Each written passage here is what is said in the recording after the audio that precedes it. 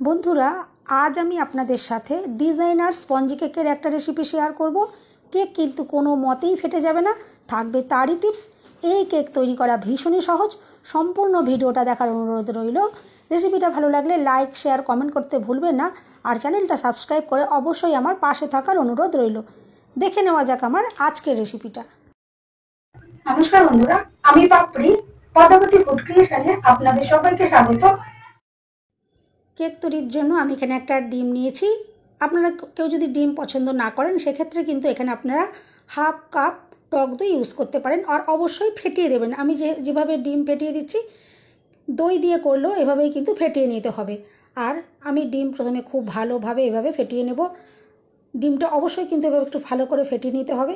এভাবে কিন্তু ফেটিয়ে নিলে কেক কিন্তু খুবই স্পঞ্জি সফট তৈরি হবে।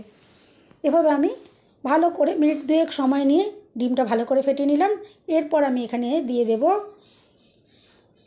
1 কাপের থেকে একটু কম গুঁড়ো চিনি। আপনারা কিন্তু গোটা চিনিও দিতে পারেন। আর আমি দিয়ে দিচ্ছি ওই কাপেরই 4 ভাগের 1 ভাগ তেল। আর দিয়ে দিচ্ছি সামান্য পরিমাণে একটু নুন। আর দিয়ে দিলাম 1 চামচ ভ্যানিলা এসেন্স। এতে কিন্তু কেকের একটা সুন্দর ফ্লেভার আসবে। আর পরিমাপগুলো যদি আপনারা সঠিকভাবে দিয়ে করেন তবেই কিন্তু কেক কিন্তু সফট স্পঞ্জি তৈরি হবে। আর কেক কিন্তু কোনো মতেই ফেটে যাবে না। এখানে আমি এখন দিয়ে দিচ্ছি 1.5 কাপ ময়দা। এই ময়দা আমি আগে থেকে চেলে রেখেছিলাম। আমি এখানে ময়দাটা চেলে তবে ইউজ করছি। আপনারা কিন্তু যখন কেক তৈরি করবেন অবশ্যই কিন্তু ময়দাটা চেলে দেবেন। এরপর আমি ভালো করে মেখে নেব। আমি এখানে খুব গাঢ় করে জাল দিয়ে রাখা ঘন দুধ, আমি দুধটা ঠান্ডা করে নিয়েছি। এই দুধ অল্প অল্প করে দিয়ে আমি ব্যাটারটা রেডি করে নেব। দুধের কিন্তু কোনো মাপ নেই। ব্যাটারটা রেডি করার জন্য যতটা পরিমাণে দুধ লাগবে ততটাই কিন্তু দিয়ে দেবেন। আর এই ব্যাটারটাও আমি কিন্তু মিনিট 10 সময় নিয়ে খুব ভালো করে ফেটিয়ে নেব। এভাবে যদি ভালো করে ফেটিয়ে নিয়ে কেক তৈরি করা হয় সেই কেক কিন্তু খুবই সুন্দর সফট স্পঞ্জি তৈরি হবে। আর আমি যেভাবে কায়দাটা দেখিয়ে দেব সেইভাবে যদি করেন তাহলে কিন্তু কেক কিন্তু ফেটে যাবে না। আমি এখানে 1 চামচেরও কিন্তু কম করে আমি বেকিং পাউডারটা দিলাম। আর দিয়ে দিয়েছি হাফ চামচের কম বেকিং সোডা। এই পরিমাপটা যদি আপনারা ঠিক রাখেন তাহলেই কিন্তু কেকটা দেখবেন ফেটে যাবে না। আমি কিন্তু ভর্তি করে 1 চামচ কিন্তু বেকিং পাউডার দিইনি। 1 চামচের থেকে সামান্য একটু কম ছিল। একটু সমান করে নিয়ে দিয়ে দেবেন। এরপর আমি এখানে দিয়ে দিচ্ছি 1 ফোঁটা জল, baking powder baking soda active করার জন্য। এরপর আবারও খুব ভালোভাবে আমি আলতো হাতে মিশিয়ে নেব। বেকিং সোডা বেকিং পাউডার দিয়ে কিন্তু খুব বেশিভাবে মেশাবেন না, একটু আলতো হাতে ভালো করে মিশিয়ে নিতে হবে। এভাবে আমি একটু আলতো হাতে ভালো করে মিশিয়ে নিলাম। আর ব্যাটারটা আপনারা দেখে বুঝতেই পারছেন কীরকম ধরনের আমি একটা ব্যাটার রেডি করেছি। এরপর আমি এখানে 3টে বাটি নিয়ে নিয়েছি। 3টে বাটিতে আমি ব্যাটারগুলো ঢেলে নেব। আমি 2টো বাটিতে সমান মাপের ঢালবো আর একটা বাটিতে একটু কম নেব। এভাবে আমি ব্যাটারগুলো ঢেলে নিলাম। আর এখানে আমি কফি ইউজ করছি। আমি এখানে ছোটো যে 10 টাকার প্যাকেটের কফি হয় সেই কফির প্যাকেট একটা নিয়ে নিয়েছি। আর এখানে আমি এখন একটা বাটি, যেই বাটিতে সমান মাপে 2টো ঢেলেছিলাম সেই সমান মাপের যে কোনো একটা বাটিতে আমি এখন কফি দিয়ে এভাবে একটু মিশিয়ে নিয়েছি। এখানে আমি 1 চামচ মতন কফি ইউজ করলাম। আপনারা কিন্তু চাইলে কফির জায়গায় অন্য কালারও দিতে পারেন। এরপর অল্প একটু দুধ দিয়ে আমি ভালো করে মিশিয়ে নিচ্ছি। এভাবে একটু ভালো করে মিশিয়ে নিতে হবে। এবার দেখুন ভালো করে মিশিয়ে নেওয়ার পর একটা সুন্দর একটা কালার চলে এলো। এরপর যেই বাটিটাতে আমি কম ব্যাটারটা নিয়েছি এই বাটির ভেতরেও আমি আবারও সেই কফি ইউজ করব। এখানে একটু বেশি বেশি পরিমাণে আমি কফি দেব যাতে এর কালারটা একটু ডার্ক হয়। আমি এখানে দেখুন 2 চামচ মতো কফি দিয়ে দিলাম। আর এটাও ভালো করে আমি মিশিয়ে নেব। এবার ভালো করে মিশিয়ে নেওয়ার পর আপনারা দেখে কিন্তু বুঝতেই পারবেন যে এটার কালারটা অনেকটাই ডার্ক হয়েছে। এভাবে আমি দেখে বুঝতেই পারছেন 3টে আলাদা কালার বোঝাই যাচ্ছে। এরপর আমি প্যাকেট একটা নিয়ে নিয়েছি, পরিষ্কার প্যাকেট আমি এখানে ইউজ করছি। আর এটা আমি একটা কাপের ভেতরে এভাবে বসিয়ে দিলাম। আপনারা চাইলে কোনো বাটির ভেতরেও এভাবে প্যাকেটটা বসিয়ে নেবেন, সেক্ষেত্রে কিন্তু ব্যাটারটা ঢালতে খুব সুবিধা হবে। আর এভাবে প্যাকেটের ভেতর ভরে নিয়ে কেকটা তৈরি করলে এই কেকটা তৈরি করতে অনেক সহজ হবে, সুবিধা হবে। আমি সেই কারণেই এখানে প্যাকেটের ভেতর এভাবে ব্যাটারটা ভরে নিচ্ছি।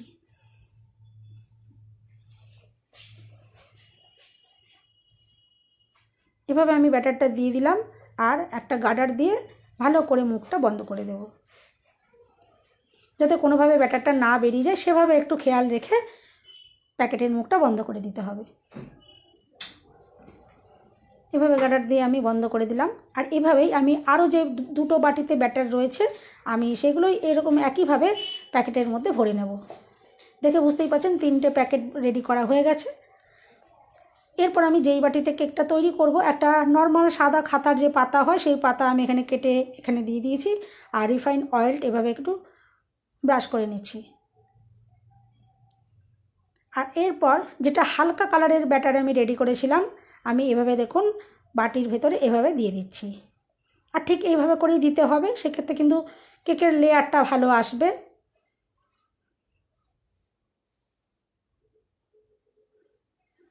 আর এই কফি দিয়ে কেক তৈরি করলে সেই কেকটা কিন্তু খুবই টেস্টি হয়। অবশ্যই আপনারা একবার এভাবে কফি দিয়ে একবার কেক তৈরি করে খেয়ে দেখবেন, দেখবেন ভীষণই ভালো লাগবে।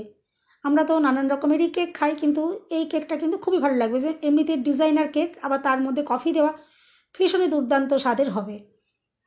এভাবে দেখুন আমি ব্যাটারটা এভাবে দিয়ে দিলাম। আমি একটু অল্প পরিমাণে একটু রেখে দিচ্ছি, শেষের দিকে ডিজাইনের কাজে লাগলে আমি সেখানে ইউজ করব। আর যদি না চান তাহলে কিন্তু সম্পূর্ণ কালারটা এখানে দিয়েও দিতে পারেন। এভাবে আমি একটু ঠুকে ঠুকে দিচ্ছি যাতে ভালো করে সেট হয়ে যায় আর ভেতরে এয়ারটা বেরিয়ে যায়। এরপর আমি যে সাদা প্যাকেটটা রেডি করে রেখেছিলাম সেটাকেও আমি ঠিক এই একইভাবেই দিয়ে দেব।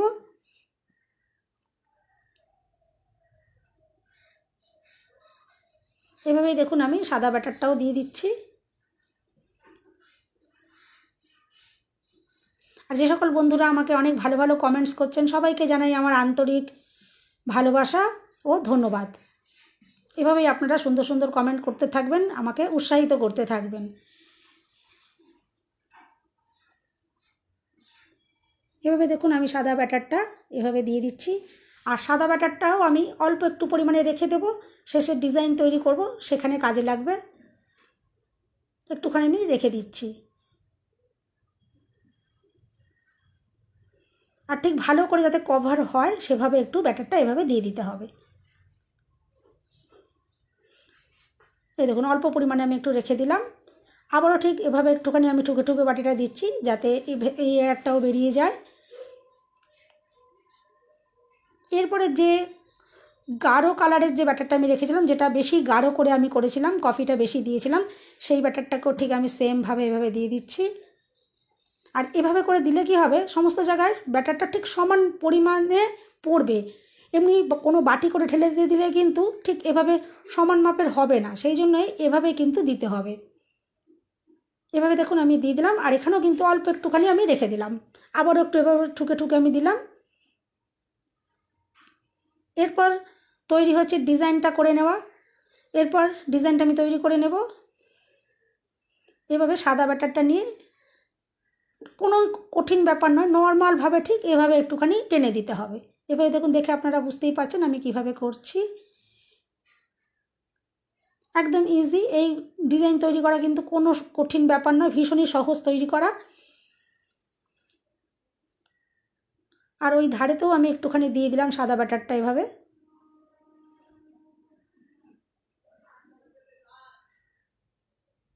এভাবে দিয়ে দেওয়ার পর এভাবে যে ফাঁক জায়গাগুলো একটু ছিল সেখানেও একটু ভরাট করে দিলাম। আর এরপর আবারও যে চকলেট কালারের যেটা গাঢ় কালারটা যেটা ছিল সেইটা আমি আবার এর ওপর সাদাটার ওপর দিয়ে এভাবে একটুখানি বর্ডার করে দিয়ে দিচ্ছি যাতে ডিজাইনটা সুন্দর দেখতে লাগে। আর ঠিক একইভাবে আমি ওই দিকেও দিয়ে দিলাম। আর এরপর একটা কাঠি নিয়ে নেব আর সেটা দিয়ে আমি ডিজাইন তৈরি করে নেব। দেখুন ঠিক এভাবে টেনে দিলেই সুন্দর ডিজাইন তৈরি হয়ে যাবে। তাহলে বন্ধুরা, রেসিপিটা যদি ভালো লাগে অবশ্যই কিন্তু লাইক শেয়ার কমেন্ট করতে ভুলবেন না। আর চ্যানেলটা সাবস্ক্রাইব করে পাশে বেল বাটনটা ক্লিক করে অল নোটিফিকেশান অন করে রাখবেন, যাতে আমি যখনই নতুন ভিডিও আপলোড করব সঙ্গে সঙ্গে নোটিফিকেশান সবার আগে আপনার কাছে পৌঁছে যাবে। দেখুন কত সহজে একটা কত সুন্দর ডিজাইন তৈরি হয়ে গেল। বাড়িতে বাচ্চা থাকলে এভাবে যদি ডিজাইন তৈরি করে কেক তৈরি করেন বাচ্চাদের কিন্তু ভীষণই ভালো লাগবে। আর শুধু বাচ্চা কেন, আমাদের মতন বড়দেরও এটা ভীষণই ভালো লাগবে। কত অসাধারণ একটা ডিজাইন তৈরি হয়ে গেল দেখুন, কত সহজেই। এরপরে আমি একটা গ্যাস জেলে কড়াই বসিয়ে দিয়েছি, আর তাতে খানিকটা জল দিয়ে দিয়েছি, আর একটা স্ট্যান্ডের ওপরে এবারে কেকের বাটিটা ভেবে বসিয়ে দিলাম। আর আমি এটা 50 মিনিট ভাপিয়ে নেব জলে। 50 মিনিট পর আমি আপনাদেরকে এটা দেখাবো যে কতটা সুন্দর তৈরি হবে কেকটা। 50 মিনিট হয়ে গেছে। আমি এবার দেখুন ঢাকাটা খুলে নিলাম, আর একটা কাঠি দিয়ে আমি এভাবে দেখে নিচ্ছি। দেখুন কাঠিটা একদম ক্লিন বেরিয়েছে, তার মানে কেকটা একদম সম্পূর্ণভাবে রেডি হয়ে গেছে। এরপর আমি এটা নাবিয়ে ঠান্ডা করে আপনাদেরকে দেখাবো। আর দেখে আপনারা বুঝতেই পাচ্ছেন কেকটা কিন্তু একটুকু ফেটে যায়নি, কতটা সুন্দরভাবে তৈরি হয়েছে। আর দেখে বুঝতেই পারছেন যে কতটা স্পঞ্জি সফট এটা তৈরি হবে। আমি আপনাদেরকে সেটাও দেখিয়ে দেবো। এরপর একটা ছুরি দিয়ে এভাবে একটুখানি, ছুরি দিয়েও করতে পারেন বা চামচের উল্টো দিকটা দিয়েও করে নিতে পারেন, যেটা দিয়ে সুবিধা হবে করে নেবেন। এভাবে একটুখানি করে নেবার পরে এবার আমি কেকটা ডিমোল্ড করে দেখাবো, দেখবেন কতটা সুন্দর তৈরি হয়েছে কেকটা।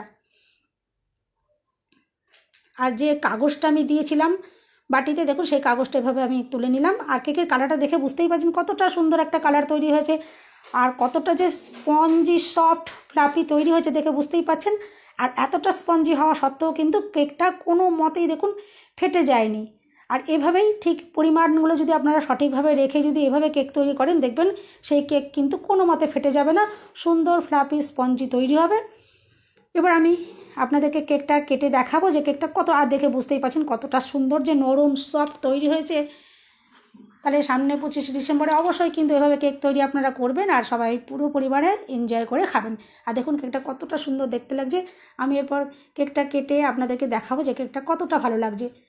তাহলে বন্ধুরা, রেসিপিটা ভালো লাগলে কিন্তু অবশ্যই লাইক, শেয়ার, কমেন্ট করবেন, আর চ্যানেলটা সাবস্ক্রাইব করে অবশ্যই কিন্তু আমার পাশে থাকার অনুরোধ রইল। সবাই সুস্থ থাকবেন, ভালো থাকবেন। দেখা হবে নেক্সট ভিডিওতে। ভিডিওটা শেষ পর্যন্ত দেখার জন্য সবাইকে রইল অসংখ্য অসংখ্য ধন্যবাদ। আর দেখে বুঝতেই পারছেন যে কেকটা কতটা সফট স্পঞ্জি আর জালিদার তৈরি হয়েছে। অবশ্যই কিন্তু এভাবে একবার ট্রাই করবেন, দেখবেন আপনাদের ভীষণই ভালো লাগবে।